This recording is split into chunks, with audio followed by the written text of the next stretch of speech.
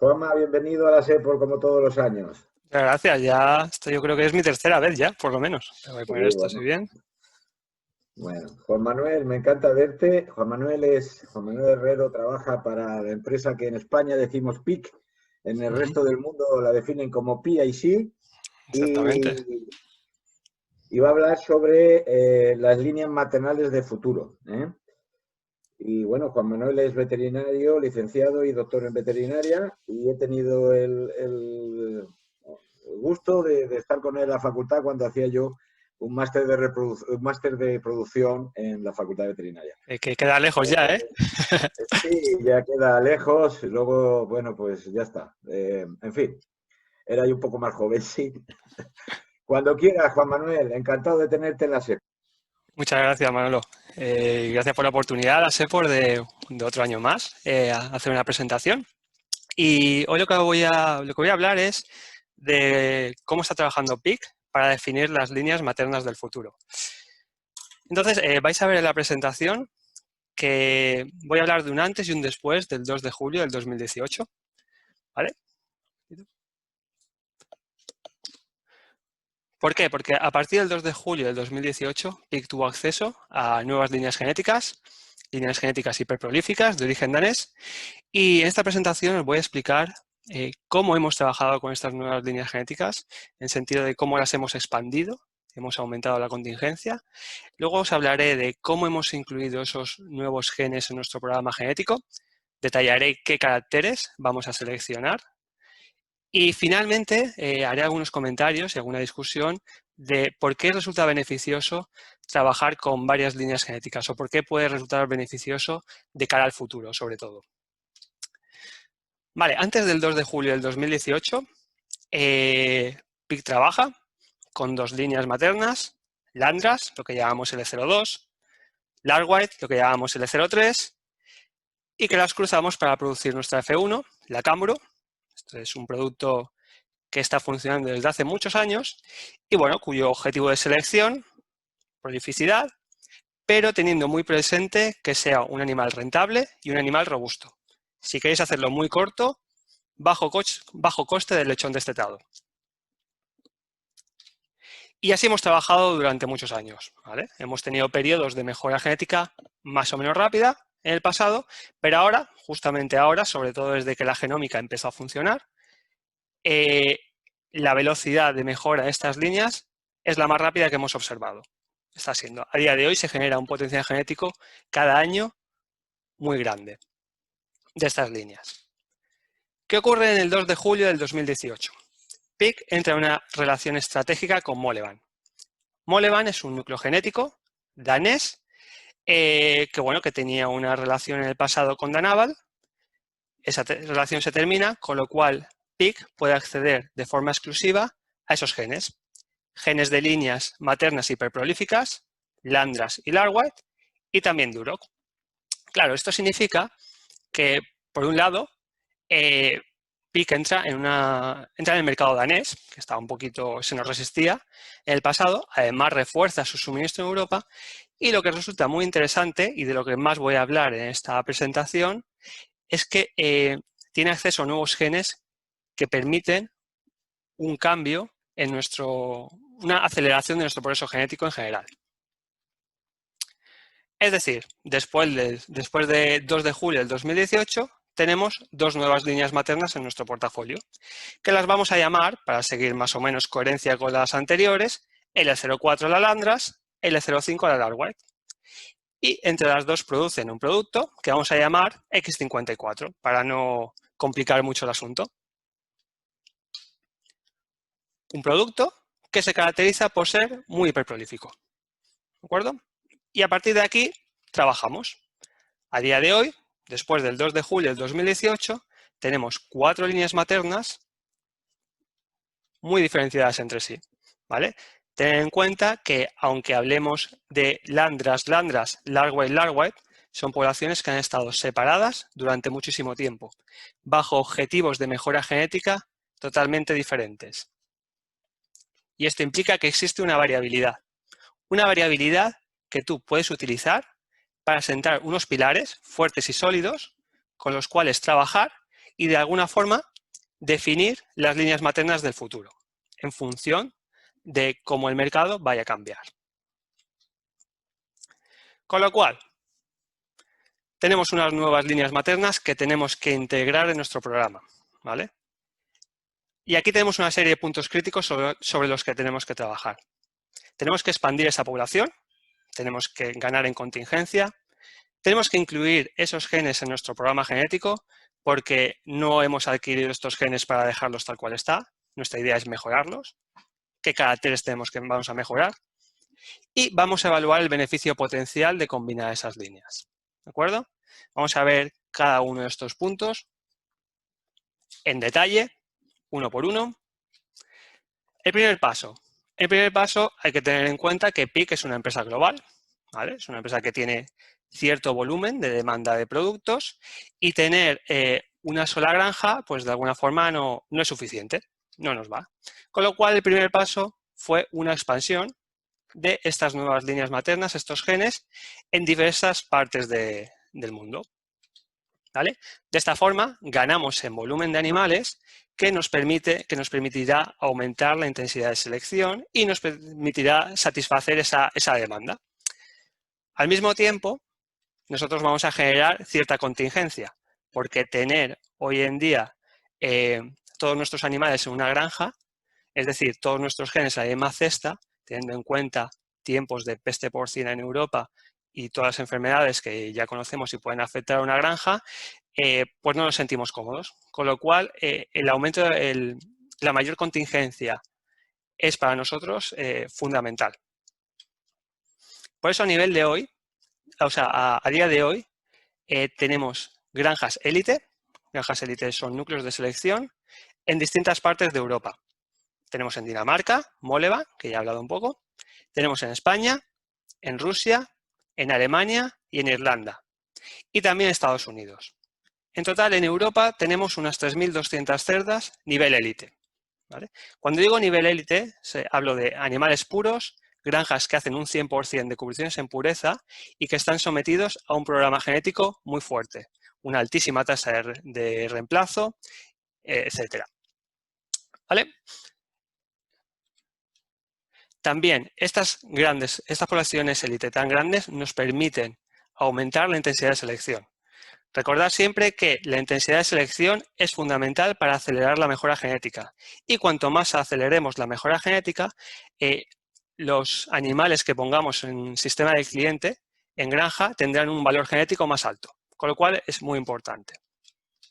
Os comentaba de esta granja en España, ¿vale? Esta granja en España ya empezó a hacer las primeras cubriciones este mes, ¿vale? Es una granja que, bueno, realmente será un sistema que combinará una población élite, manejada muy fuerte genéticamente para una gran mejora, con un multiplicador, de forma que podamos suministrar a los clientes españoles animales puros de líneas hiperprolíficas L4, L5 y la F1, el producto final X54, ¿vale?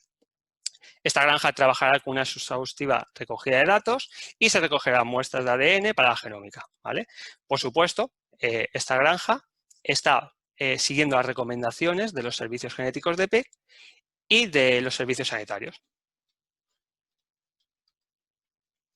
Muy bien, ya tenemos nuestra población élite en unos números importantes. Ya podemos empezar a trabajar en lo que será la mejora genética de estas líneas hiperprolíficas. Pero antes de nada tenemos que evaluar la variabilidad genética, porque si no hay variabilidad genética no podemos mejorar, ¿vale? Recordar que para mejorar un carácter tenemos que mirar, como decía Jordi antes, muy bien, que la heredabilidad sea aceptable, que exista variabilidad dentro de la población. O sea, si no hay animales mejores y peores y todos los animales son iguales, difícilmente vamos a poder mejorarlo. Y, bueno, que existan también una serie de correlaciones positivas que no nos impidan mejorar esa población. Una vez que hemos medido esos datos, podemos comenzar, ¿vale? Entonces, nosotros lo que nos hemos encontrado cuando hemos analizado estas líneas hiperprolíficas para todos los caracteres que nosotros consideramos importantes, hemos observado que, bueno, que el tema de prolificidad es ciertamente impresionante. Pero esto ya de alguna forma no lo esperábamos. Lo que nos ha resultado muy interesante es analizar otros caracteres Otros caracteres que de alguna forma no conocíamos demasiado de estas líneas. Caracteres como, por ejemplo, el número de tetas o el peso al nacimiento.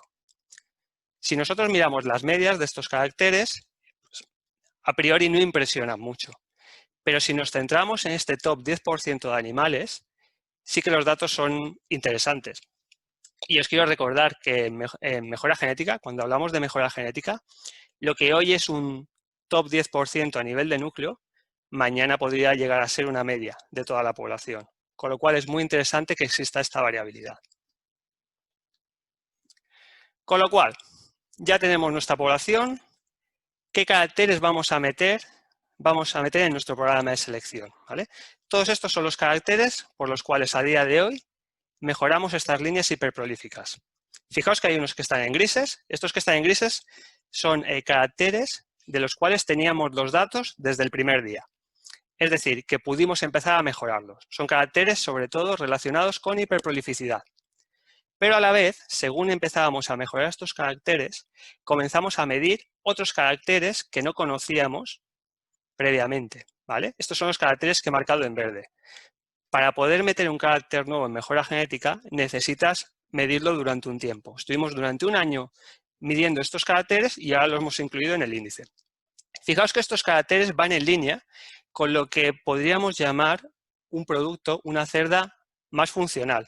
Más funcional desde el punto de vista de que sea más fácil de manejar en paridera, número de tetas, peso individual al nacimiento y más resistente. Más resistente desde el punto de vista de aplomos, por ejemplo, o defectos congénitos. Y por eso incluimos todos estos nuevos caracteres en nuestro programa de selección para estas líneas hiperprolíficas. Y somos optimistas. Pensamos que realmente podremos mejorar estos caracteres, más que nada porque hemos visto que en la población existe una variabilidad y sobre todo porque tenemos experiencia. Porque nosotros ya vimos en el pasado que cuando la prolificidad aumentaba, el peso al nacimiento iba disminuyendo y las bajas de lactación aumentaban, ¿vale?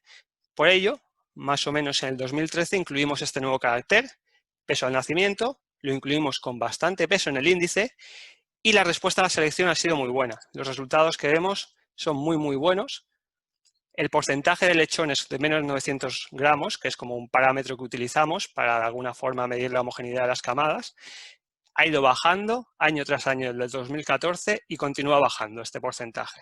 Con lo cual, la selección por peso al nacimiento funciona, ¿vale? Y también funciona la selección para otros caracteres. El número de tetas para nosotros es muy importante. El número de tetas tiene cierta heredabilidad, se mejora, pero cuesta un poquito, requiere años. Aquí si comparamos la proporción de animales en el 2014, 2015, 16, perdón, la proporción de animales con un diferente número de tetas, podemos ver que en el 2014 teníamos una proporción mucho más alta de animales, con 14, 15 tetas. En cambio, a partir del 2019 ya tenemos más animales con 16 tetas o más, ¿vale? Es decir, el programa genético está funcionando. Y también está funcionando para el tema de los aplomos. Un carácter algo más complicado de mejorar, pero poquito a poquito vamos haciendo que estos animales sean cada vez más resistentes. Y como decía antes, si esto lo hemos visto en nuestras líneas 2 y en nuestras líneas 3, pensamos que también lo vamos a conseguir para conseguir una mejora significativa para estas líneas L4 y L5. Con lo cual, recopilando lo que hablábamos del programa genómico EPIC, hemos incrementado mucho la población élite, con lo cual vamos a conseguir una mayor intensidad de selección. Estamos mejorando caracteres que consideramos que son importantes, no solamente prolificidad, también otros caracteres relacionados con la funcionalidad de la cerda. Y último parámetro, muy importante, no podemos olvidar, la selección genómica, ¿vale? Recordemos que la selección genómica es la responsable, una de las principales responsables de la altísima velocidad de mejora genética que estamos viendo todos en estos últimos años. Y por supuesto, estas líneas había que meterlas en el programa genético, ¿vale? Desde el día 3 de julio del 2018 se comenzaron a coger muestras de ADN de estos animales y a mandar para genotipar y de esta forma incluirlos en el programa de selección genómica. A día de hoy, más de 30.000 animales se han genotipado y esto es un número que sigue aumentando, ¿vale? Pica apuesta, desde el 2013 Pica apuesta mucho por la selección genómica, invierte muchísimo aquí y para que tengáis una idea, se genotipan todos los machos que nacen de estas granjas élites, así como todas las hembras que entran para la reposición de las mismas. ¿De acuerdo? Con todo esto que conseguimos, aumentar la precisión de la valoración genética y con ello conseguimos acelerar la mejora, ¿vale? Y bueno, pues la mejora genética ya la estamos viendo. Fijaos que al principio va lento, yo siempre la mejora genética la comparo con un tren. El tren arranca despacito, tucu, tucu, tucu, pero una vez que ya coge velocidad, ya es difícil pararlo. Veis que en los primeros meses, en nuestras dos líneas, cuando la mejora genética era lentita, pero ya poco a poco empieza a arrancar.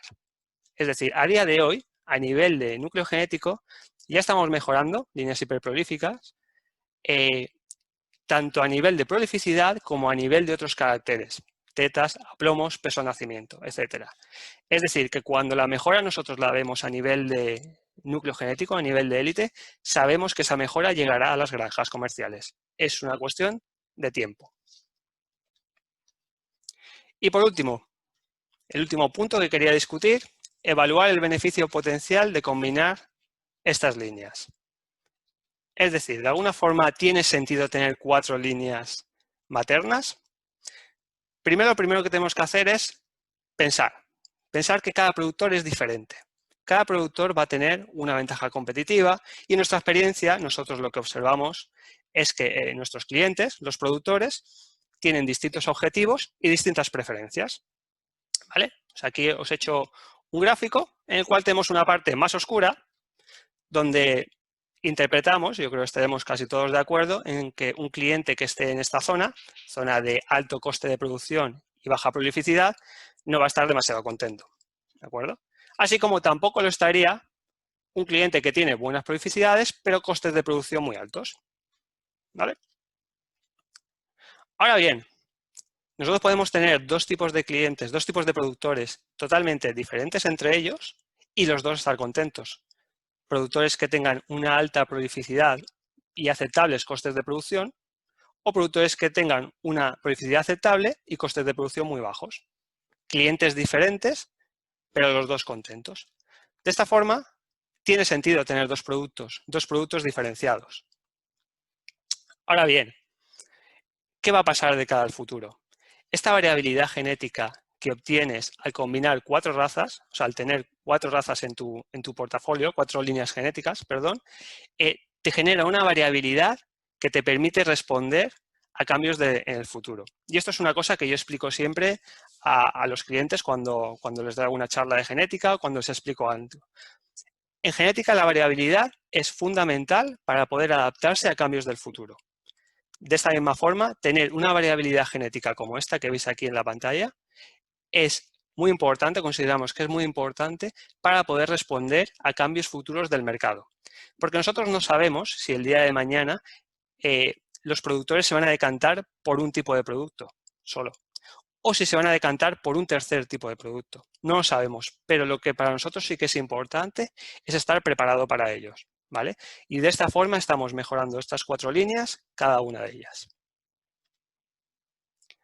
Sin olvidar nunca para nosotros la importancia del soporte técnico, ¿vale? Aquí estamos hablando de nuevas líneas genéticas, genes de alta prolificidad que eran nuevos para PIC.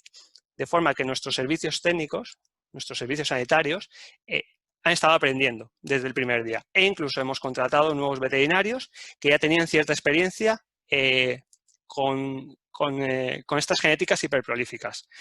Un buen soporte postventa, que podemos llamar, consideramos que es fundamental para que se expresen los genes y para establecer una relación con el cliente. ¿Vale? Soporte a todos los niveles, desde genético a nivel multiplicador, sanitario o a nivel de veterinarios en producción animal. Y es que lo que no podemos olvidar es que la mejora genética funciona. Yo en mi día a día me encuentro con muchas situaciones en las que la gente duda un poco de la mejora genética, pero si tú lo miras a largo plazo, el potencial genético que se está generando a día de hoy es muy alto, ¿vale? Fijaos, esta tabla de mejora genética anual estimada, teórica, ¿vale? Nos lleva a que dentro de 10 años podamos tener unos números, un potencial genético de estos animales que a día de hoy nos cuesta imaginar, ¿vale?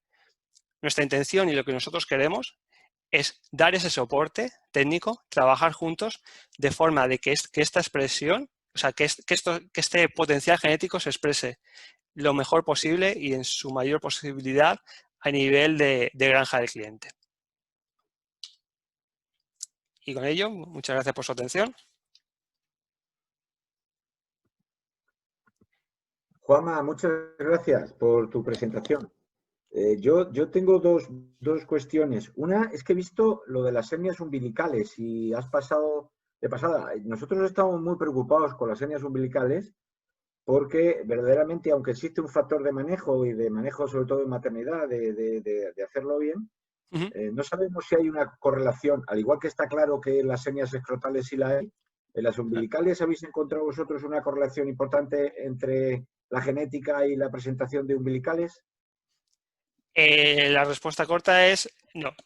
Así como las hernias escrotales, como bien dices, tienen un componente genético medible y tú puedes hacer una presión de selección en contra de ellas bastante fuertes, las hernias umbilicales tienen un componente genético mínimo, ¿vale?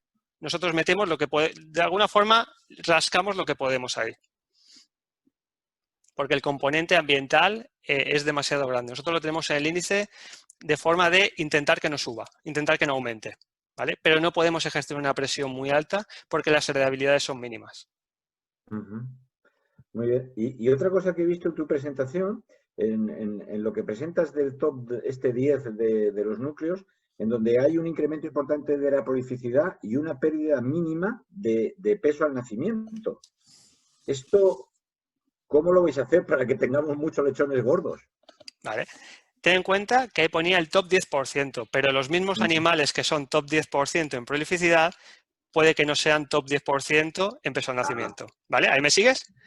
Sí, Pero cuidado, que sí que habrá algunos animales, sí que habrá algunos que sí que tengan alta prolificidad y muy alto peso al nacimiento.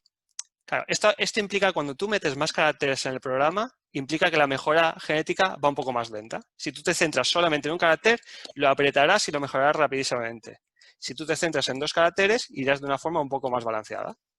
Pero como tú bien decías antes, tenemos prolificidades muy altas, vamos a seguir mejorándolas, pero vamos a centrarnos en otros caracteres. De hecho, va muy en línea la presentación, me ha resultado curioso tu comentario porque va muy en línea con lo que decías.